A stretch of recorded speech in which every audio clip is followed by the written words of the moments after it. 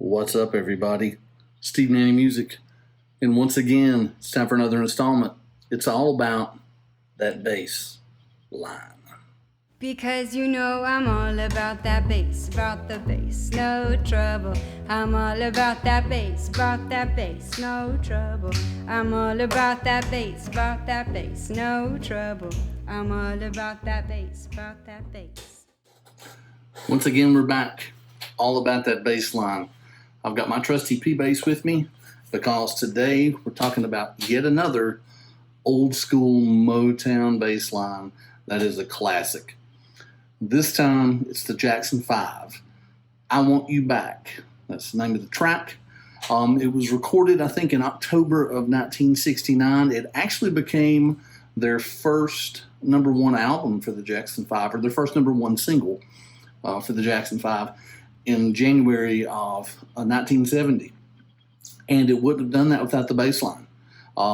This song, the bassist on this track, I'll be honest with you, I thought it was always James Jamerson. It sounds like him. It's got his feel and his sound to it, but it wasn't. I started researching it. Boy, was I wrong. So, the bass player that recorded this track is actually Wilton Felder. He was born, I believe, in 1942. He was a saxophone player and a bass player out of Houston, Texas.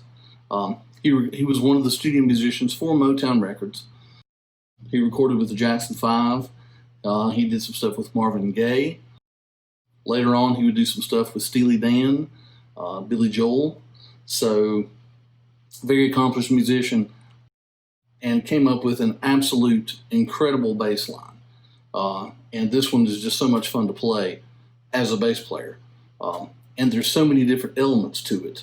So let's kind of dive into those and let me show you kind of what I'm talking about. So let's talk about some of the things that makes this bass line just so neat and so cool. The way it starts is so recognizable, and you really have to pay attention to note placement, how long you hold certain notes. Some notes are short, quick. Some notes, they hang a little bit longer. Put an accent on different notes, and it's just so cool.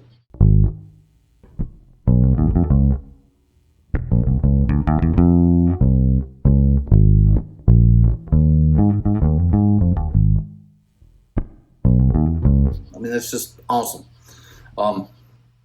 And then it gets into the little, to the chorus part. It does the descending part.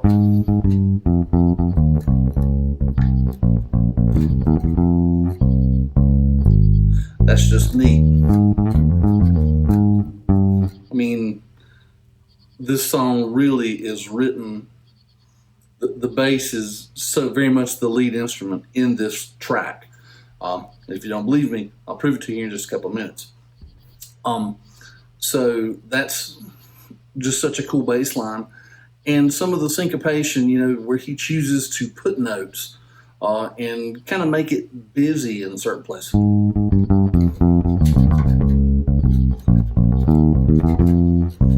That's busy. But it works. It's cool. And there's, talking about busy parts, there's the real busy little section in the middle.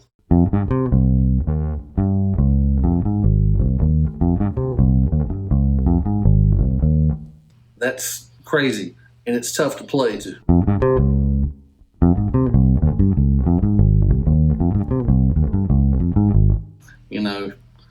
It's a workout.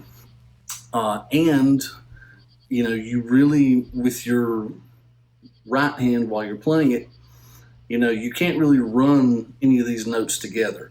You can't go.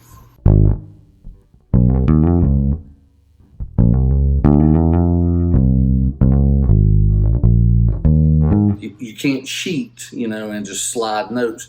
It has to be staccato.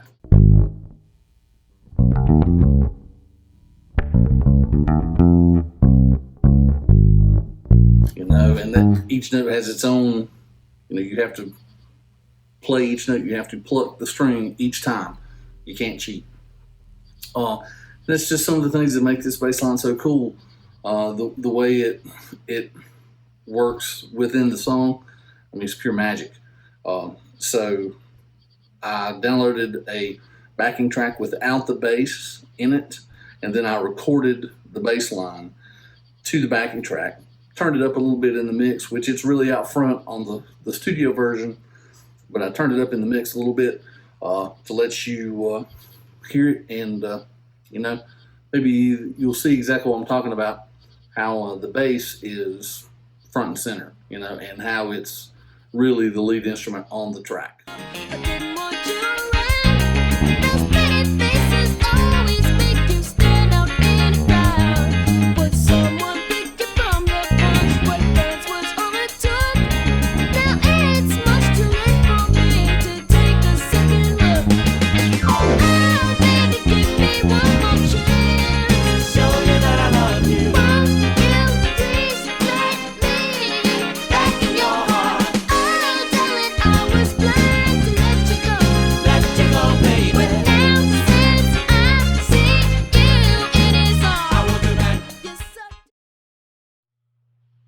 See what I mean?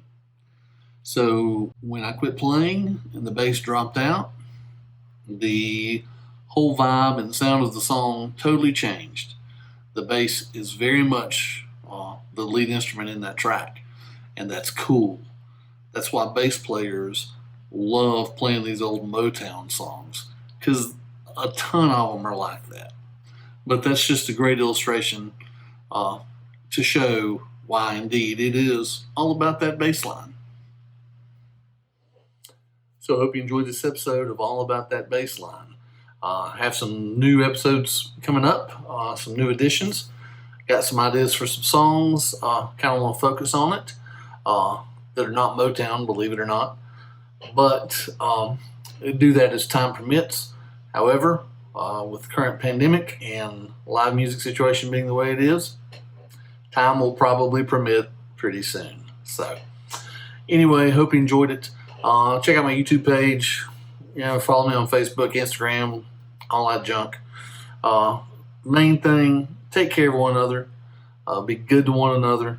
Say something nice to somebody today. Be positive to somebody. Not enough of that going on in the world currently. We'll see you next time. Stay safe. Take care. Bye-bye.